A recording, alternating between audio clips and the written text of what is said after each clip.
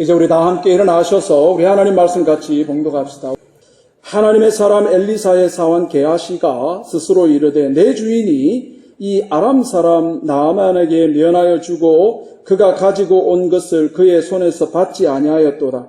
여호와께서 살아계심을 두고 맹세하노니 내가 그를 쫓아가서 무엇이든지 그에게 받으리라 하고 나만의 뒤를 쫓아가니 나만이 자기 뒤에 달려옴을 보고 수레에서 내려 맞이하여 이르되 평안이냐 하니 그가 이르되 평안하나이다.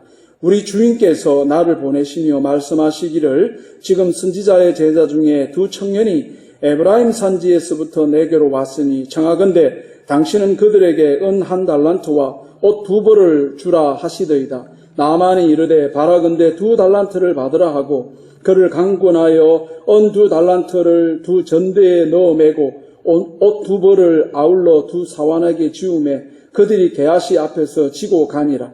언덕에 이르러서는 게하시가 그 물건을 두 사환의 손에서 받아 집에 감추고 그들을 보내 가게 한 후 들어가 그의 주인 앞에 서니 엘리사가 이르되 게하시야 네가 어디서 오느냐 하니 대답하되 당신의 종이 아무데도 가지 아니하였나이다 하니라.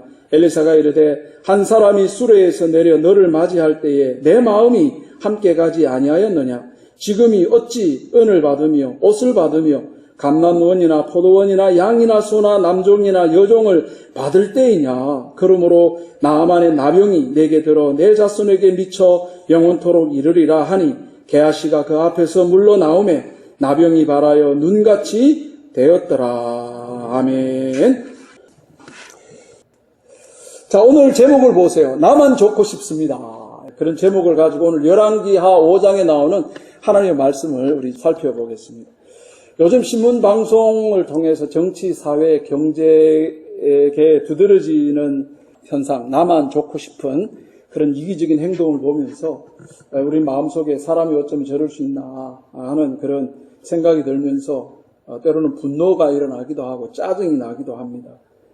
소식 들으셨겠지만 최근에 그 일본이 후쿠시마 제1원자력 발전소에서 발생했던 그 핵물질 오염수를 태평양에 방류한다고 결정을 했습니다. 이렇게 되면 저기 아래에 보면 저 물이 순환되어지는 저 순환로거든요.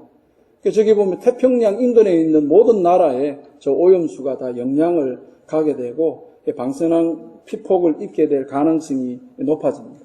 지금 뭐 필터로 그런다고 하지만 한 번도 저를 필터를 걸러서 방류해 본 경험이 없기 때문에 아무도 장담할 수가 없는 그런 상황입니다. 그런데도 자기만 좋다는 국가적 이기주의의 좋은 예라고 볼 수가 있죠. 제가 며칠 전에 연합 그 뉴스를 봤는데요. 7월 12일자 연합 뉴스에 1월부터 3월까지 한국을 방문했던 나라를 조사를 해봤답니다. 제일 많이 여행객들이 왔던 나라가 중국이라고 합니다. 중국이 170만 명, 1월부터 3월까지가 170만 명이 방문했는데, 근데 문제는 저 중국 관광객들이 민폐를 끼치는 일을 많이 한다는 거예요. 예를 들자면 쇼핑을 하고 쇼핑 박스라든가 저런 포장지를 저기 공항입니다, 공항. 공항에 저렇게 다 이제 물건의 부피를 줄인다고 공항에 다 쏟아놓고 도망가는 이런 일로 인해서 공항 이용자가 불편을 겪고 있다라는 뉴스가 나왔습니다. 이런 걸 보면서 우리가 참 어느 손님이 반갑기는 해도 저게 좀 민폐 아닙니까? 자기만 좋으면 된다라는 이런 생각이 참 힘들게 하죠. 이 자기만 좋으면 된다는 이런 이기적인 행동은요, 정치인들 속에서도 자주 볼 수 있습니다. 이 정치인들은 본인의 권력을 확장하고 또 본인의 지지율을 높이기 위해 가지고 상대방 그 후보에 대한 비방, 흑색 선전, 마타도 뭐 이런 걸 동원해 가지고 거짓 여론을 형성해 가지고 상대방 후보를 완전 매장시키는 그런 일들을 하죠. 또 일부 기업인들은 노동자들에 대한 과도한 노동을 요구하거나 최저임금보다 못한 그런 임금을 지급하면서 기업주의 이익을 정대시키는 경우가 있습니다. 노동자들은, 특히 한국의 외국인 노동자들은 육체적인, 정신적인, 물질적인 피해를 입는 동안에 고용주는 돈을 버는데 이런 노동자들은 고통 가운데 살아가는 그런 경우가 있습니다. 물론 사람들 모두가 당연히 자기를 먼저 위할 수밖에 없는 존재입니다. 자기의 관리와 또 자기의 필요를 위해서 어느 정도 자기를 먼저 생각하는 것은 개인의 웰빙에 있어서 중요한 부분이기도 합니다. 그런데 자기의 이익을 생각하다가도 사회나 이런 공동체에서 서로 연합하고 협조해야 될 때는 자기가 생각하는 것을 좀 내려놓고 양보할 수도 있어야 된다는 거죠. 그런데 현실적으로 보면 자기만 좋기를 바라는 사람들이 있습니다. 이런 사람들은 수단과 방법을 가리지 않고 자신의 이익을 추구하기 때문에 주변 사람들의 고통을 가중시키고 또 사회나 공동체를 갈등하게 하고 분열하게 만듭니다. 제가 이렇게 시작하는 건요, 오늘 우리가 읽었던 이 본문 말씀에 자기만 좋기를 바라는 한 사람이 등장합니다. 그 사람의 이름은 게하시입니다. 이 게하시가 누구냐 하면요, 게하시는 지금으로부터 2700년 전에 북이스라엘 땅에서 활동했던 엘리사 선지자의 제자면서도 사환이었습니다. 성경에서 알려진 이 엘리사 선지자는요, 워낙에 영적 능력이 탁월했던 사람입니다.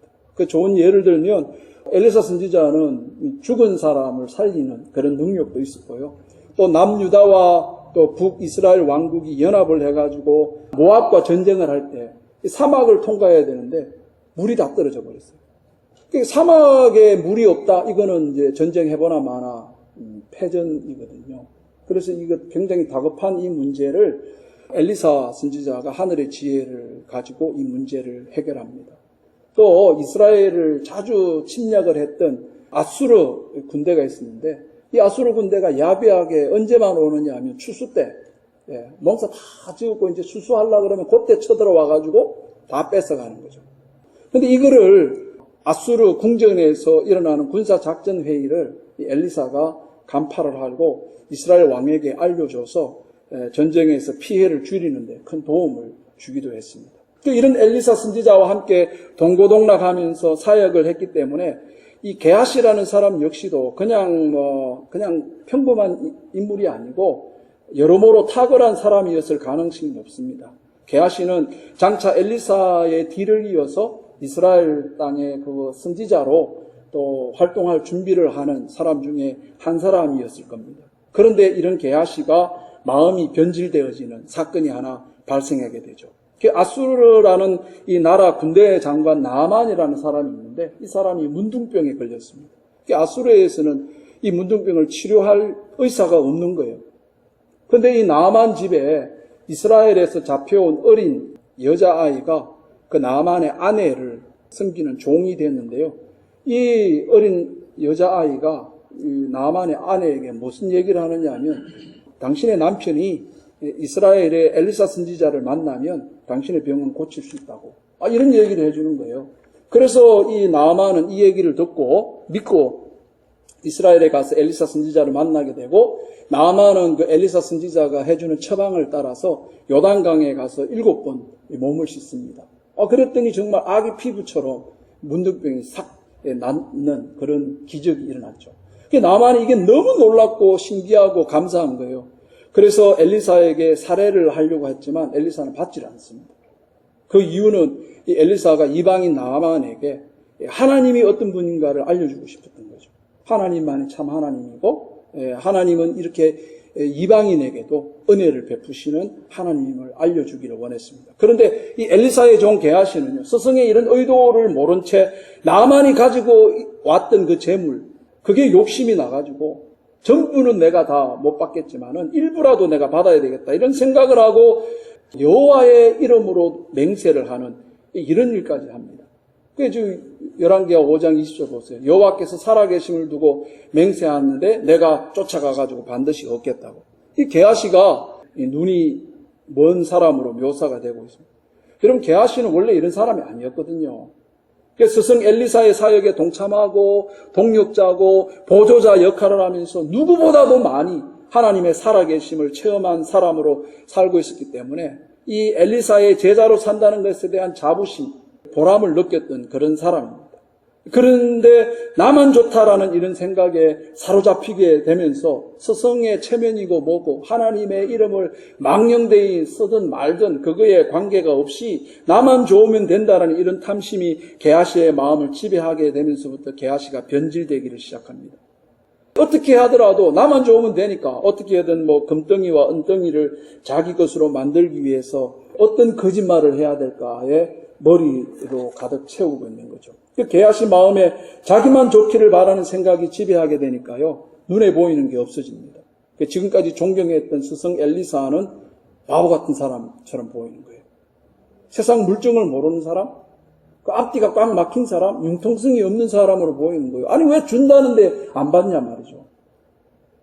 또 게하시는요, 자기 탐욕을 채우기 위해 가지고 하나님의 이름도 쓰고 자기 스승의 이름도 갖다 붙이고 이렇게 변질된 사람이 됐습니다. 그 게하시가 겉으로 아주 그럴듯한 명분을 내세우고 그럴듯한 설득력으로 동원하고 있지만 그 속에 숨은 의도는 자기 욕심을 채우기 위해서 모든 상황을 자기 유리한 쪽으로 끌어다 쓰는 거예요. 우리 21절 말씀 한번 보세요. 나만의 뒤를 쫓아가가지고 이제 무슨 얘기를 합니까? 22절에 우리 주인께서 나를 보내시며 말씀하기를 지금 선지자의 제자 중에 두 청년이 에브라임 산지에서부터 왔으니까 그 한 달란트랑 옷 2벌을 달라고. 저거는 엘리사가 한 말이 아니거든요. 이게 나아만과 게하시 사이에 오갔던 내용인데 게하시는 나아만 손에 있는 재물을 취하게 해가지고 아주 교묘하게 나름대로 논리를 가지고 설득을 나아만에게 하고 있죠. 게하시는 나아만의 손에 있는 재물을 취하려고 하루 종일 머리에 거짓말 시나리오를 생각해냈을 거예요. 그리고 어느 정도 그 거짓말 시나리오가 딱 이렇게 연결됐다는 걸 확신이 들고 저기 21절에 나아만 뒤를 쫓아가가지고 나아만을 설득하는 거죠. 마침내 그거를 이제 얻어오게 되는, 그리고 얻어왔던 것을 이제 감춥니다. 24절을 보시면 언덕에 이르러서는 게하시가 그 물건을 집에 딱 감춰 놓는 거죠. 그리고 안 그런 척하고 25절에 그 주인 앞에 서게 되는 이런 일들을 보게 됩니다. 이 구절은요, 나아만으로부터 받았던 물질을 숨겨두고 스승 엘리사 앞에 가서 섰을 때 상황인데 게하시는 자신의 논리와 이런 명분을 내세운 것이 완벽했다고 생각할지 모릅니다. 게하시는 나만 좋으면 그만이라는 이 생각이 들키지 않았을 거라고 생각을 합니다. 근데 이 스승 엘리사는 알고 있죠. 스승 엘리사가 누굽니까? 그 아수르 나라의 궁전 안에서 일어나는 일까지도 다 아는 사람인데, 근데 게하시가 무슨 일을 했는지 알고 있죠. 그래서 엘리사가 알고 있지만 묻습니다. 너 어디 갔다 왔냐? 그러니까 뭐라고 대답합니까? 나 어디 간 적이 없다고 이렇게 대답을 하지 않습니까? 무엇이 게하시를 이렇게 변질시켜 놨습니까? 그게 다 나만 좋으면 그만이다 하는 이런 생각이 만들어낸 탐욕 때문입니다. 결국 이 나만 좋으면 된다는 이 생각의 결말을 나만의 문둥병이 게하시에게로 옮겨가게 됩니다. 참 아이러니한 일이 발생하죠. 여러분 이방인이었고 나병 환자였던 나아만은 문둥병도 해결하고 그동안 하나님을 몰랐는데 하나님도 알고 하나님의 백성으로서의 새로운 삶을 시작하는데, 근데 게하시는요, 하나님의 능력을 그 누구보다도 이스라엘 땅에서 그 누구보다도 많이 경험했고 또 하나님을 잘 아는 사람인데 그가 자기에게만 좋다는 생각에 사로잡히게 되자 하나님도 놓쳐버리고 또 문둥병도 얻게 되고 건강도 잃게 되어지는 이런 결말을 맞이하게 됩니다. 오늘 이 말씀은 나만 좋으면 된다라는 이 문제에 대해서 우리에게 무서운 경고를 해주고 있습니다. 여러분, 이 모든 그 진리는요, 스토리에 담아서 전달할 수밖에 없습니다.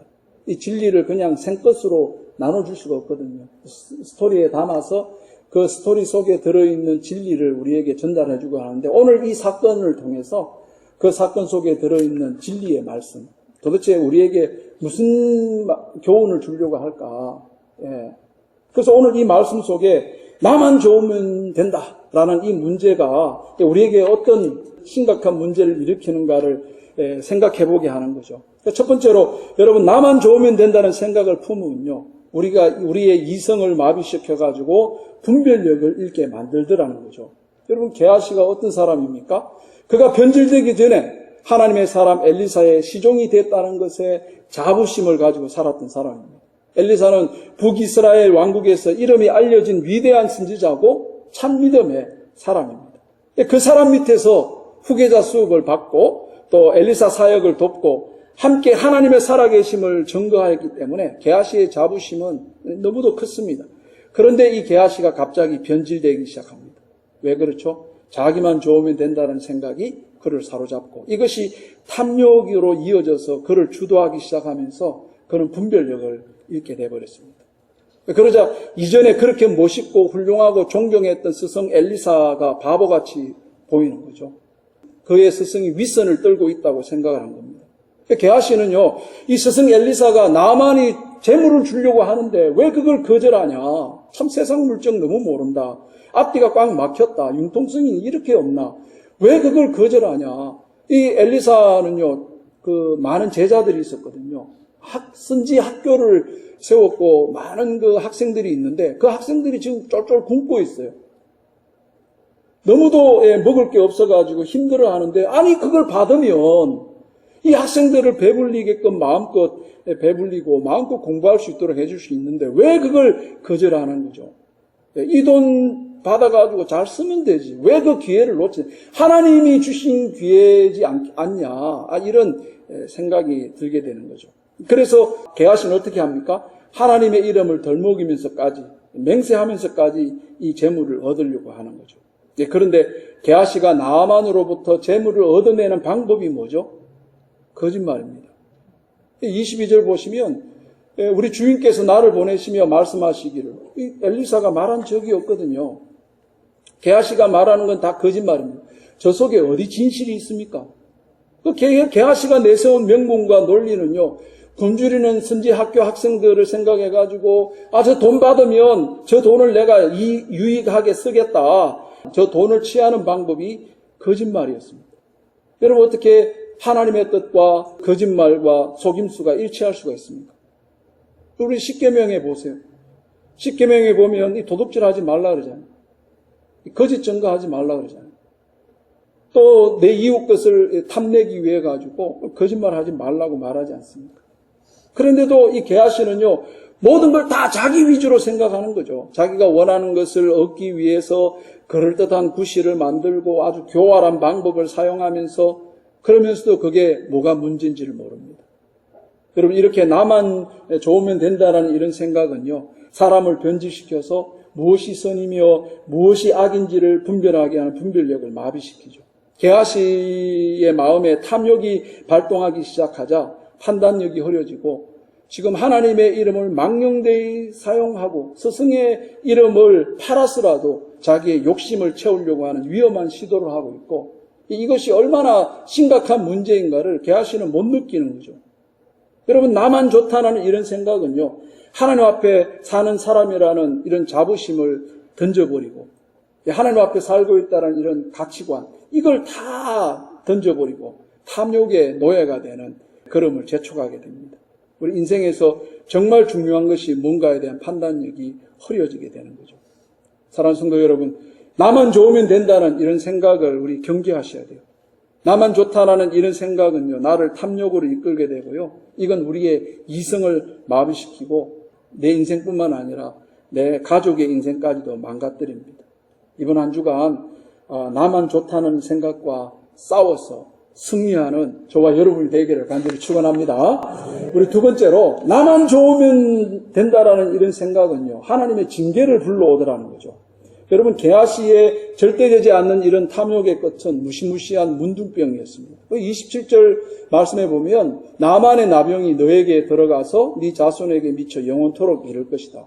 자, 거짓말을 해서 욕심을 채운 대가로 무시무시한 나병이 생겼습니다. 이게 무슨 얘기일까요? 여러분 우리 삶에 불쑥불쑥 기어오르는 이 탐욕을 그냥 놔두면 그 끝은 우리의 삶을 망가뜨리는 무시무시한 결과를 가져오게 된다 보여주고 있습니다. 여러분 이 탐욕의 결과가 얼마나 무서운지를 성경을 통하지 않아도 이 세계에 나와 있는 문학 작품을 통해서도 이 탐욕의 위험을 경고하고 있습니다. 저 사람이 알베르 까무인데요. 알베르 까무가 쓴 그 단편 소설 가운데 오해라는 저 소설 내용을 보면요. 그 한 어머니가 이 남매를 키우고 살았는데 그 집에 그 아들이 이 집이 너무 가난한 이게 싫은 거예요. 그래서 집을 뛰쳐나갑니다.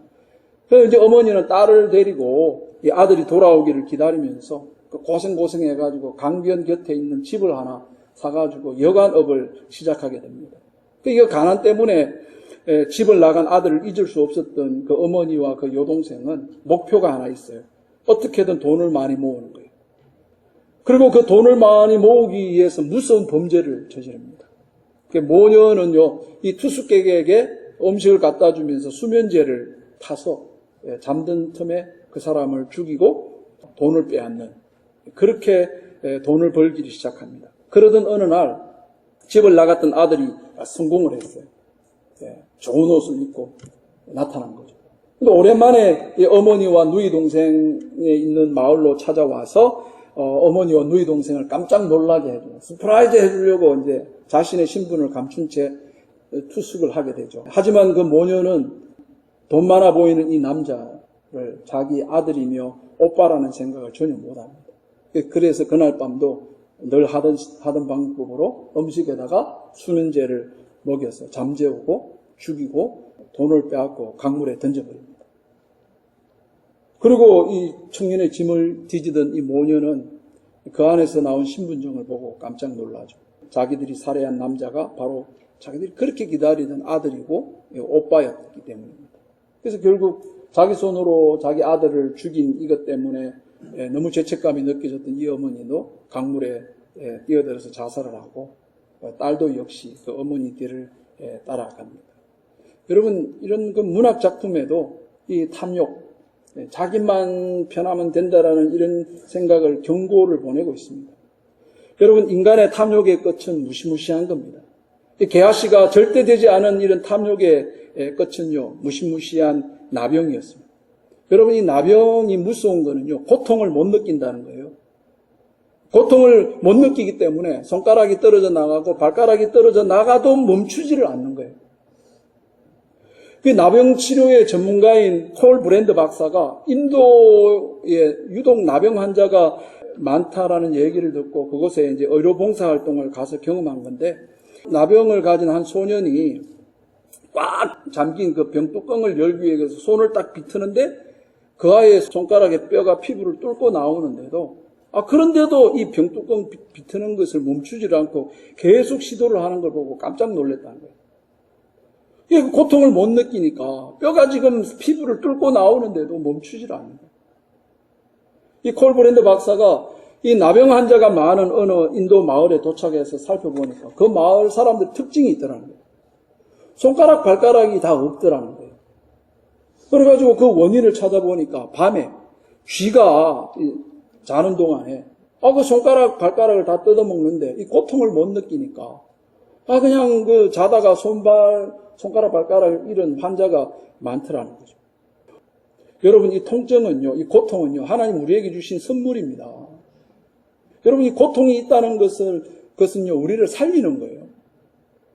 우리 몸에 고통을 느낀다는 것은 내 몸에 이상이 있다는 신호고요. 그것 때문에 우리의 문제의 원인을 발견하고 찾고 고칠 수가 있습니다. 나병 환자들은 이걸 못 느끼는 거죠. 이 나병 환자들의 기도 제목이 하나님 제게 고통을 달라는. 우리의 기도는 뭐죠? 고통을 제발 좀 갖고 가달라는 기도를 하죠.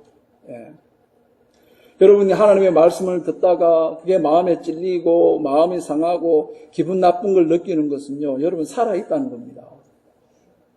말씀을 듣는데도 무감각하고 말씀은 말씀이고 나는 나다. 이러면 점점점 우리는요, 영적 문둥병자가 되어가는 거예요.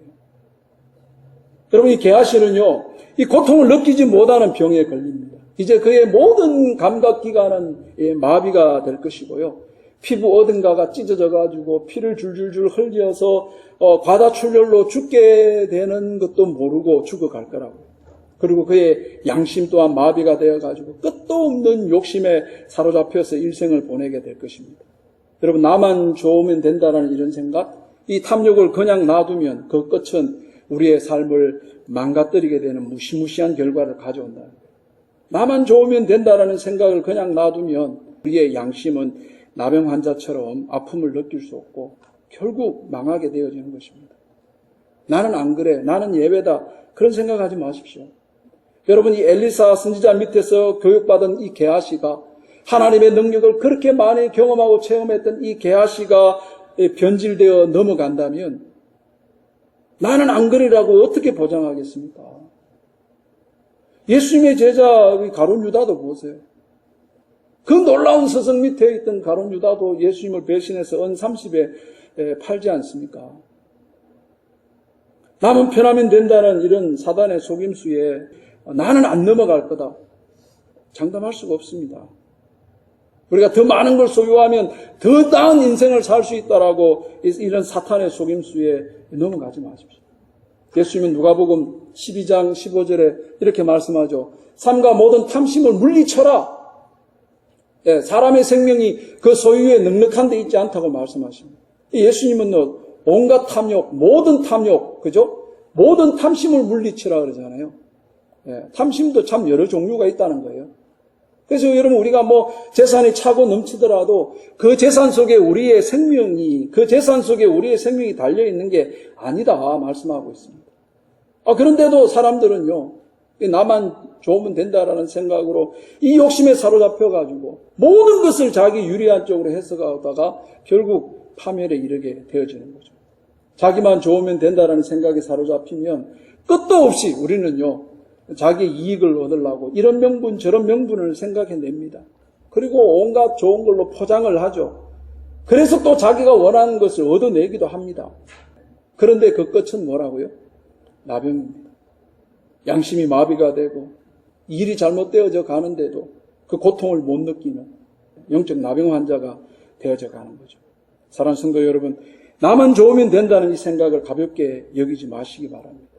이 생각은 탐욕으로 가게 되고요. 이 탐욕이 우리의 모든 감각을 무디게 하는 영적 문둥병의 인생으로 변질시켜 놓을 겁니다. 이 게하시의 이 행동은요, 단순한 그 물질의 욕심을 넘어서 가지고 하나님을 자기 속에서 밀어내는 행위입니다. 그래서 결국 어떻게 됩니까? 자기 집에 숨겨 놓았던 그 은 2달란트, 그리고 옷 2벌, 그것도 써보지도 못하고 그 인생 끝나게 되는 거 아닙니까? 그럼 이제 마지막으로 이게 중요하죠. 그러면 이 나만 좋으면 된다는 이 생각을 우리 극복할 수 없는가? 극복할 수 있습니다. 엘리사를 보니까 그걸 극복할 수 있는 방법을 찾을 수 있더라고요. 그게 뭐냐 봤더니 하나님을 의식하더라고요. 하나님을 의식하더라는 거죠. 엘리사는요, 게하시와는 달리 나만이 주는 이 엄청난 선물을 거절했습니다. 그게 어떻게 가능했을까요? 내게로부터 눈을 들어서 하나님을 보기 시작했습니다. 나만이 엘리사 선지자에게 주려고 했던 이 물질의 양이요, 엄청납니다. 제가 한번 좀 계산을 해봤는데 열왕기하 5장 5절 보시면 나만이 병이 나으면 엘리사에게 주려고 챙겨갔던 재물을 한번 보세요. 나만이 곧 떠날 새 은 10달란트와 금 6,000개와 의복 10벌을 가지고 갑니다. 저기 이제 은 10달란트인데 은 1달란트의 무게가 34kg입니다.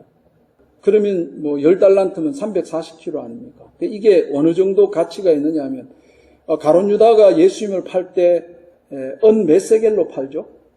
30세겔로 팔잖아요. 이 은 30세겔은 성인 남자 노예를 살 수 있는 가치가 있습니다. 은 1세겔의 무게는 겨우 11.4g이에요. 그래서 이 30세겔 한다 하면 이 은 1달란트로 성인 노예 몇 명을 살 수 있느냐 하면 100명을 살 수 있습니다. 나만이 준비한 이 10달란트로 이걸로 팔면은 노예 1000명을 살 수 있는 가치가 되죠. 그 나만이 금 6,000개를 갖고 왔는데 1kg짜리 골드바를 생각한다면 한 6,000개 정도를 갖고 왔고, 이렇게 이제 은과 금 그리고 의복을 오늘날 가치로 환산을 해보면 연봉 4천만 원 받는 사람이 월급 한 푼도 안 쓰고 40년을 모아야 되는 엄청난 돈입니다. 여러분, 이 엘리사가 바볼까요? 엘리사가 이런 물질 귀한 걸 모를까요? 엘리사도 압니다. 또 가지고 싶고 받고 싶고 물질이 하는 일이 많다는 걸 압니다. 왜 나만이 준 이 물질 가지고 선지 학교의 그 가난의 문제를 해결하고 학생들에게 장학금도 주고 먹는 문제도 해결해 주고 그래서 선지 학생들을 잘 키울 수 있는 돈으로 쓸 수 있다는 걸 알고 있습니다. 그런데 엘리사가 그 재물을 거절합니다. 왜일까요? 우리 26절에 보면 엘리사가 그 게하시한테 이런 얘기를 하잖아요. 엘리사가 이르되 지금 어찌恩을 받으며 지금 그걸 네가 받을 때냐? 이렇게 묻습니다. 엘리사가 그 재물을 거절한 그 이유가 지금이 그 때냐라는 말입니다. 지금이 그 타이밍이냐 말이에요. 나만이 주는 그 선물을 지금 받아서 지금 너의 영광을 누릴 때가 아니라 지금 이 때는 하나님이 영광을 받으셔야 될 타이밍이기 때문에 물질을 거절한 겁니다. 지금 이 타이밍은 하나님을 알지 못하는 그 아수르 그 장군에게 하나님이 누군지를 제대로 알려줘야 되는 타이밍이라는 거예요. 지금 이 타이밍은 이방인 나아만에게 여호와 하나님만이 참 하나님이고 여호와 하나님이 은혜를 베푸시는 하나님을 알려줘야 되는 타이밍이라는 거죠. 지금 이 물질을 받으면 안 되는 타이밍이라는 거죠. 그래서 엘리사는 게하시에게 저런 말을 하는 겁니다. 지금 어찌 은을 받고 지금 어찌 옷을 받을 때냐. 지금 그럴 때가 아니라는 거죠. 엘리사는 지금 이 순간은 재물보다도 하나님을 더 의식해야 될 때가 아니냐. 이 말씀을 하고 있는 거죠. 그래서 여러분 우리 속에 나만 편하면 된다. 탐욕을 부리고 싶은 생각이 기어 올라올 때 여러분 우리에게 이 질문을 하셔야 됩니다. 내가 지금 내 생각만 할 때냐? 내가 지금 이 탐욕을 부릴 때냐? 내가 지금 이렇게 주저앉아 있을 때냐? 내가 지금 이 돈의 편에 서야 될 때냐? 하나님 편에 서야 될 때냐? 이 질문을 하셔야 됩니다. 엘리사가 나아만이 제공하는 그 물질을 거절할 수 있었던 것은요, 이 때를 분별한 겁니다. 지금이 어느 때냐는 말이죠. 지금이 그걸 받을 때냐는 거죠. 지금이 너만 생각할 때냐. 그러면서 하나님을 바라봤다는 겁니다. 지금 이 타이밍은요, 나만이 주는 선물을 받아서 이 엘리사가 영광을 누려야 될 때가 아니라 하나님이 영광 받으셔야 될 타이밍이기 때문에 그는 물질을 거절한 것입니다. 지금 그럴 때가 아니라는 거죠. 지금 이 순간은 재물보다도 하나님을 더 바라봐야 될 때다. 그리고 인식하고 이걸 극복했던 것입니다. 사랑하는 성도 여러분, 우리가 이 탐욕에 지배당하지 않기 위해서는 우리가 나만 좋으면 된다는 생각에 사로잡힐 때, 그때 이 질문을 하셔야 됩니다. 지금 나만 편하면 된다고 생각할 때냐? 내가 지금 이 돈을 생각해야 될 때냐? 하나님의 영광을 생각해야 될 때냐? 여러분, 우리 안에 계시는 성령의 음성에 귀를 기울여 보십시오. 성령이 우리의 양심을 찔러 아프게 하고 죄책감을 느끼게 하고 너 지금 그런 걸 하면 안 된다는 이런 말씀을 하실 때 여기 우리 귀를 기울이고 순종하셔야 됩니다. 여러분, 이번 한 주간 살아갈 때 우리 앞에 엘리사의 길이 있고요, 게하시의 길이 있습니다. 엘리사의 길은요, 때를 분별하는 겁니다. 묻는 거죠. 네가 지금 그걸 할 때냐? 지금 네가 그 탐욕을 취할 때냐? 지금 네가 그 너만 편하고 된다라고 주장할 때냐? 지금 나만 좋다고 해야 될 때냐? 성령이 우리 안에서 하는 이런 질문에 우리가 정직한 대답을 하시고 내게로부터 눈을 들어서 하나님을 보기로 결정한다면 이번 한 주간 우리는 엘리사의 길을 걸어갈 수가 있습니다. 이번 한 주간 탐욕이 우리를 지배하려 할 때, 나만 편하면 된다는 생각이 나를 지배하려 할 때에 내 눈을 들어서 우리의 인생의 주인 되시는 그 주님을 바라보면서 이 탐욕의 족쇄에서 해방되어 이 한 주간도 하나님의 거룩한 자리에 한 걸음 더 가까이 나아갈 수 있는 저와 여러분이 되기를 간절히 축원합니다. 네.